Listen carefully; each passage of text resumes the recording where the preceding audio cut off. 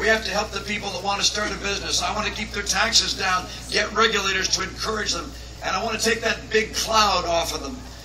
75% of small businesses in this country, surveyed by the Chamber of Commerce, said that Obamacare makes it less likely for them to hire people.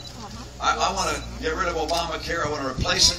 I want to repeal it, and I want to return health care and health care responsibility to our citizens and to our health care providers, and I want to get the government out of health care. Now,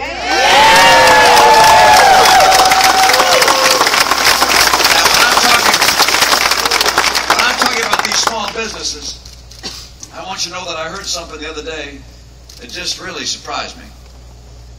Actually, a couple things. One, I heard the president is taking the work requirement out of welfare. I mean, we value work. We're a society which celebrates hard work. And we look to a government to make it easier for jobs to be created and people to go to work. We do not look for a government that tries to find ways to provide for people who are not willing to work. And so I'm going to put work back in welfare and make sure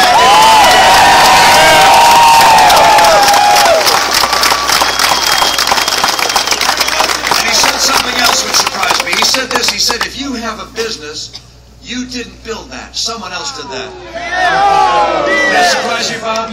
Yeah, no, I actually believe that people who start businesses built it. That people who worked hard and got a promotion earned that themselves. That the people who reached and aspired get the credit for doing that. America has always been a place which celebrates people who work hard, who take risks, who champion a better future for themselves and for their families. It's who we are.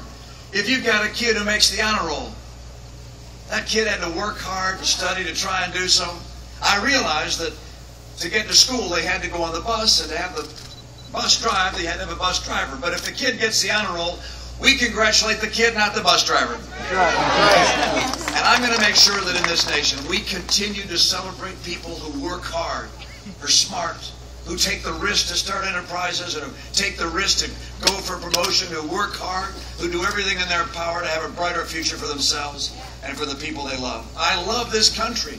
What America is was established from the very beginning. You know how unique this country is. When the founders of this nation wrote the Declaration of Independence, they said something which has changed the world. They said that our rights did not come from government. We were instead endowed by our Creator with our rights. God gave us rights.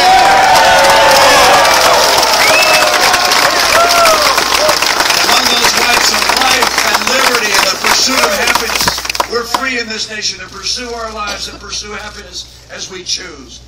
I love America. I love what this nation stands for. We face a critical time in America. We face an economy that's leaving too many people behind, schools that are failing too many people.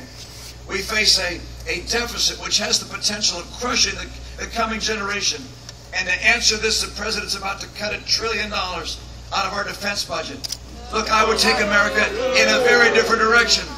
We have got to keep America strong. I was lucky enough to visit some leaders in Great Britain some time ago. One of them said this to me. He said, Mitt, if you're lucky enough to be elected President of the United States and you travel around to foreign capitals, you will undoubtedly have rehearsed for you all the mistakes they think America's making. But please don't ever forget this. What we all fear the most is a weak America. American strength. Strengthen our values in our homes, in the principles we hold dear. Strengthen an economy that puts people to work. Strengthen our military, second to none. American strength is the best ally peace has ever known.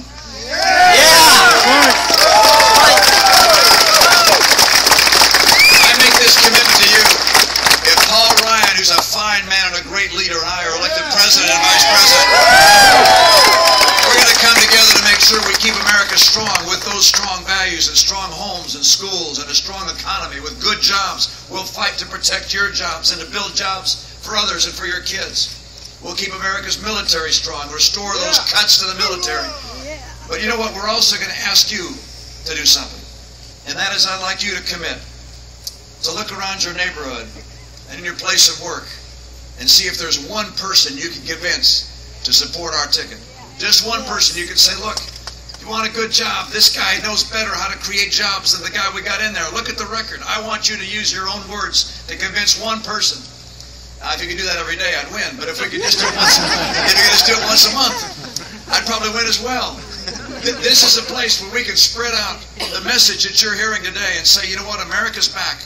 We're going to save these jobs. We're going to create greater prosperity for all Americans. We're going to rebuild the middle class in America. We're not going to have to live paycheck to paycheck as we have over these last 3.5 years. We're tired of being tired. We want to have someone that'll lead the country again back to greatness for all of us. So I want you to find one person to convince to vote for our ticket. Maybe you can do that once a week or once a month, and I want you to make sure they get to the polls. I want you to commit you'll also get to the polls. I make that commitment to keep America strong. You make the commitment to make sure I win, and together we're going to take back this country and keep it the hope of the earth.